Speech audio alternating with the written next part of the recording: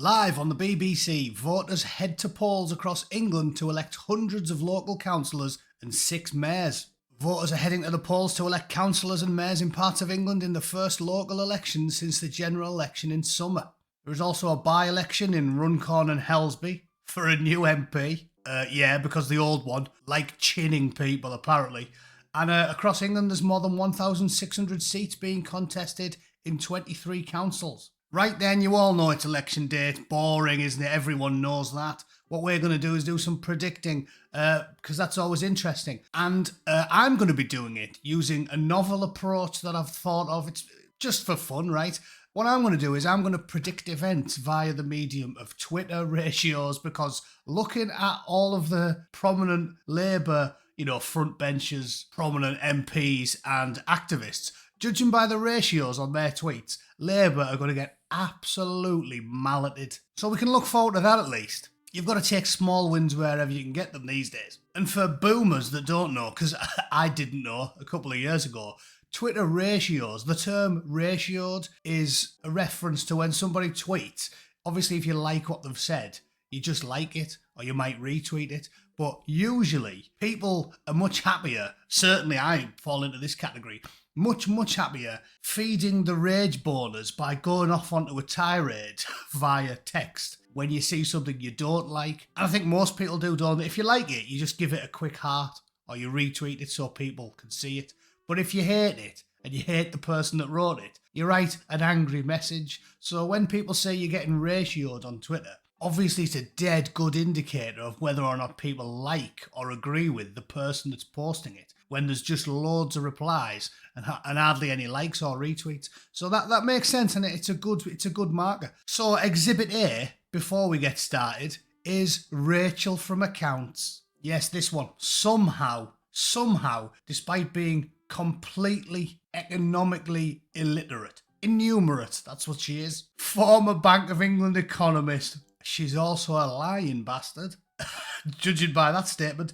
And let's look at some of her ratios, shall we? Great to be with Anna for Labour in Cambridge this morning. The message is clear. Labour's the only party with a real plan for change. Vote Labour today. 297 likes, 78 retweets, 768 angry replies.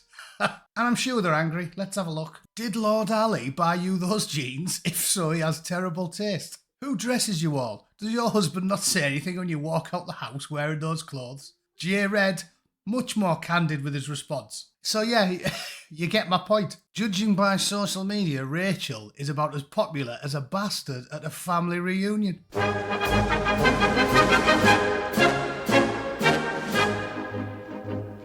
Right, so there's a few things I want to say before we get started. You all know my opinion, so I'll be brief. I'm very annoyed. Perhaps my favourite YouTuber of all time, because I've watched him more than anybody else, Carl Benjamin, for going conker deep in his overt hatred for reform in the last 3 months. Totally at odds with me. He's been slagging them off loads. Now he's looking at the polling today. It seems like he's stepping back a bit and saying, just vote for anyone except, lib lab con. That's annoying. I've said this for ages. My position is, don't let the perfect be the enemy of the good. I don't care if you don't think reform aren't right-wing enough. I don't care if you don't think they're not going to deport enough people. I don't even care because everybody likes Rupert. I don't even care if you think that's a deal breaker. People fall out. Farage might be as slippery as everybody says he is. But at the end of the day, nobody, including Carl or Paz or anybody else that I like and typically agree with, nobody's gave me a solution. None of them. It's too easy to just sit there and criticise all day. That's all they do. Whinge about Farage, whinge about reform, whinge about Yusuf. There's no solutions there. My solution is the only solution. Not the final one. Definitely not that. But it's the only one. And it's hold your nose, regardless of anything else, and vote for reform. Because if you can do maths, you can see that they are the only party that have any sniff of a chance of actually seizing power. It takes 20 years to build these movements up. The likes of the SDP and Homeland and all these other parties have got no chance. So if you haven't voted, what time is it in the UK now? About 6 o'clock. go out and just vote for reform. To the normies, the charismatic frontman is all that matters. It's why everybody knows the names of the singers of all the pop bands, but nobody knows the bass player's name. Well, unless they're massive, obviously. That's the way the world is now. It's about the frontman, not the party. Farage has now got the gravitas. Everybody knows who he is, and most importantly, nobody can call him a fascist and have it stick. It just doesn't. The normies know who he is and they've known him for 30 years. He's the only chance we've got. Is he possibly going to go back on his word and bugger it all up? Yeah, of course he is. But we can drive the party. If everyone joins the party and votes for the party and all the people that start joining it and they get more and more numbers, they're not all going to agree on everything. I'm going to assume a lot of those people that have been vetted and are hoping to get elected for reform are a lot more right-wing than Nigel is. The people can drive the party to pursue border control and all the things that really matter to everybody else. But honestly, telling me that we just have to go all out against reform is mental, because there's no other solution. If your solution is go all out against reform and hope you can build enough momentum in the next 10 years to get someone in 2034, I'm here to tell you that you haven't got that long. You haven't got that long.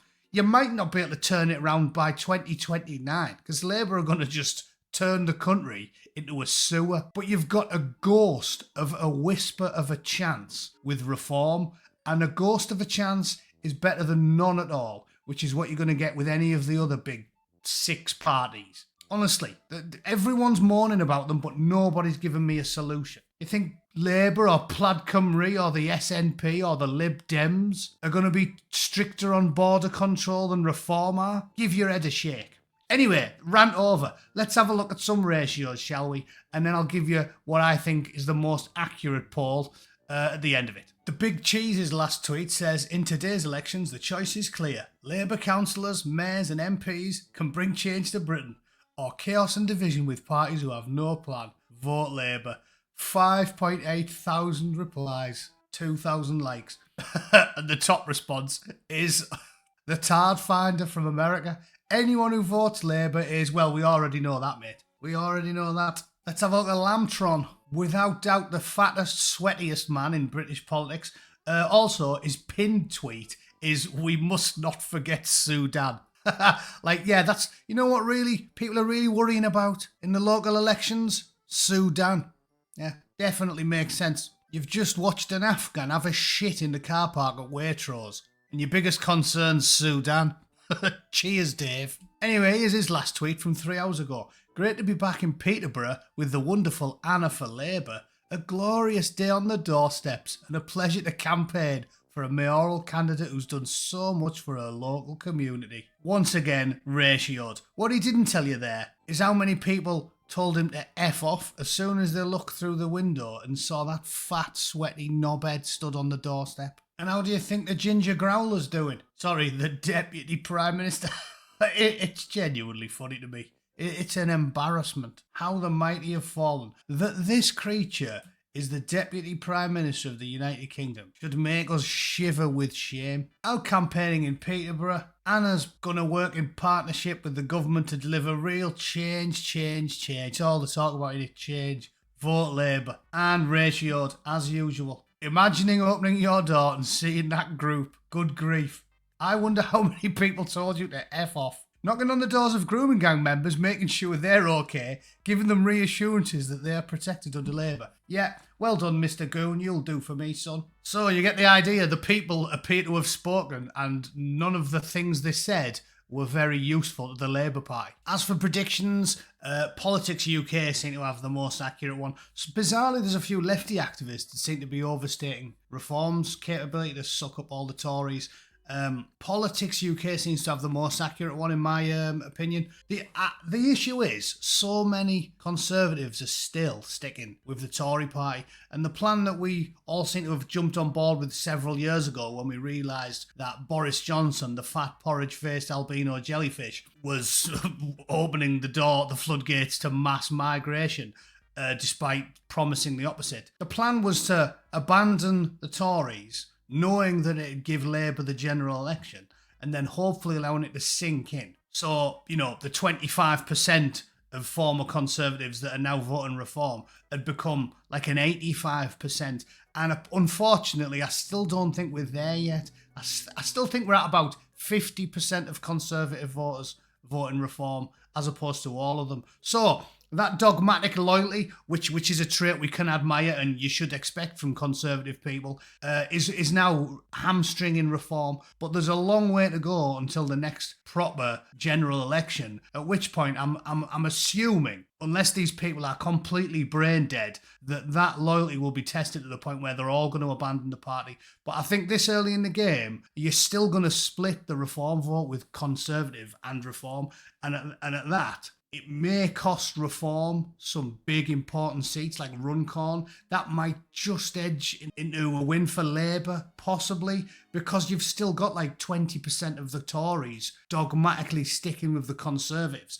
I think that poll's overdoing how many Conservative councillors you're going to get. But what is accurate about it is Labour is going to get absolutely wiped out because Labour's doing what Johnson was doing. Johnson was trying to pick up disaffected lefties and walkies, and he was actually deluded enough to think that if he constantly flag waved for woke causes, he was somehow gonna keep all the Conservative voters and they're gonna vote for me whatever. So I'll start being woke all the time and I might pick up an extra 10% of them. Completely delusional, because no matter how woke somebody like Boris Johnson in charge of a Conservative party behaves, they will never ever ever vote for him. And they will always despise him. And I made this point many times over many years. Well, bizarrely, Labour seem to be doing the same thing. Starmer's now sort of parroting right-wing talking points, as if somehow Conservatives are going to go and vote for Keir Starmer. Absolute lunacy, but it's what he's doing. So I think you're going to get old-school lefties voting Lib Dem or going with the Greens, just out of spite. I think Labour are going to get absolutely malleted. I don't think Reform are going to do quite as well as they should do. And in places like Runcorn and Peterborough and all these places where the Labour Party are going hard at it, they might still edge a win, purely because the old school Conservatives don't get with the programme. But all in all, it is going to be a good day for Reform, regardless of the online right and the naysayers. And it's also going to be a good day for the Greens and the Lib Dems, because Labour have just completely shit the bed at this point. I don't even know what's going through their head. Anyway, that's my predictions. Let's see what happens. There's still a few hours left on my watch, so if you haven't bothered voting, go and do it. What else are you going to do? Walk to the polling station, throw one in for Reform, and then have a nip in for a pint or something. All right, we'll see what happens, and I'm sure we'll talk about it tomorrow. All right, I'll see you then. Toodle pip. Cheers.